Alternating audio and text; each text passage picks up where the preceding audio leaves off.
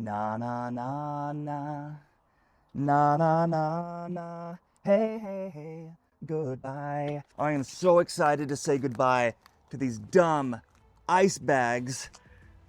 I've been using them to keep this cold plunge cold for the last 2 years and no more,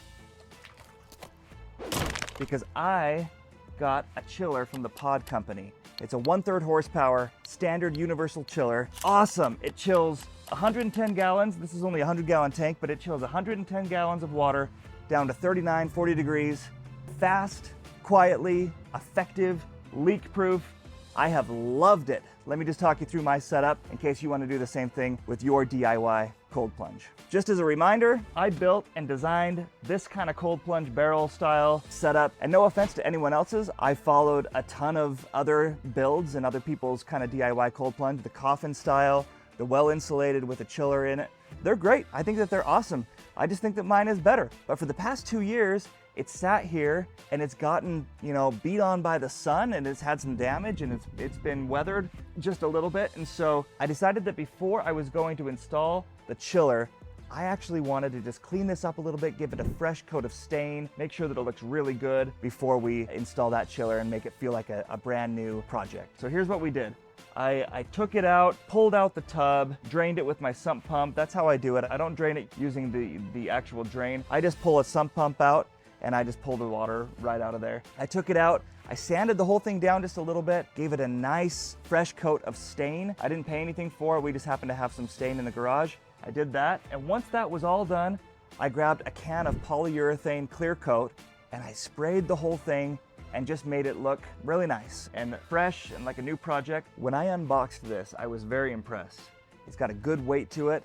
The Pod Company is a leading brand in the chiller space, the cold plunge space.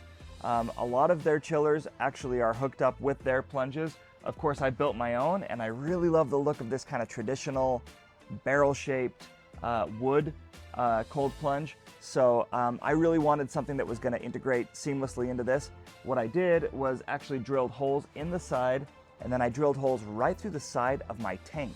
And this beautiful thing is our 1/3 horsepower chiller, which says it can bring 110 gallons of water down to 41 degrees and only requires 5 minutes of setup. When that was done, I actually needed to pull power. I grabbed my tape measure and I tried to figure out exactly where this spot was on the interior of my house. I got my longest drill bit, I punched through the stucco of my house, and I knew if my calculations were correct, my calculations are correct, I was gonna end up somewhere in my home office. I pulled power through there, punched it out the side, installed a nice GFCI outlet. That's for safety. A lot of people don't like the idea, myself included, of having electricity in a big tub of water that you're dunking yourself in. So what I did was I installed a GFCI outlet, and then sometimes what I'll do is I'll just flip off the chiller while I'm plunging, and then as soon as I get out, I just flip it back on. But sometimes I just get in with it running, and I don't really, I'm not too worried about it. I also like to live dangerously.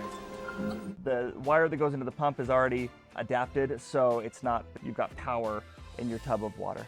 Once I installed the outlet, then it was time for me to actually hook up this chiller and put that into the cold plunge. I got an 1.5 inch hole saw on my drill, and I drilled right through the side of the plunge, and then I actually drilled right through the side of the tank inside. I went back and forth. Do I just kind of put I was gonna maybe put the holes on top here, but I really like the look of this all clean like this. So I decided to punch the holes right through the side. So I'm just careful when I get in to not put the water level up where those holes are so that it's leak proof. Okay, this is probably the most important part, the part that I couldn't find on YouTube when I looked. There are 2 tubes that come in from the chiller. One of these is where the cold water from the chiller is going to come. It's weighted, so it kind of stays down here at the bottom. This other one is a pump, so that actually has a little power cord that comes up through this tube, outside, and right here. This power cord plugs into the back of the chiller, and this, once we have that O-ring, so it doesn't leak, is going to go right here. Doesn't matter which of these you use, but one of these needs to go down here and connect to that filter. And the other one is going to control that pump, and the power cord is just going to go right back here into the back of the chiller so that that pump can turn on, bring warm water into the chiller. It's going to chill it, and then it's going to exit out the back right here through this one, and this is going to produce cold water into the Plunge. I love it. It's absolutely perfect for my setup. I love to use the chiller and the cold plunge with my sauna, and I sauna in our DIY homemade sauna that we did a couple years ago. It's a great fit for me. Tons of benefits, cardiovascular benefits, mental benefits, Alzheimer's and dementia benefits. I would absolutely recommend the Pod Company. Take it from me. I did hours and hours of research on the build, and I did hours and hours of research on the chiller.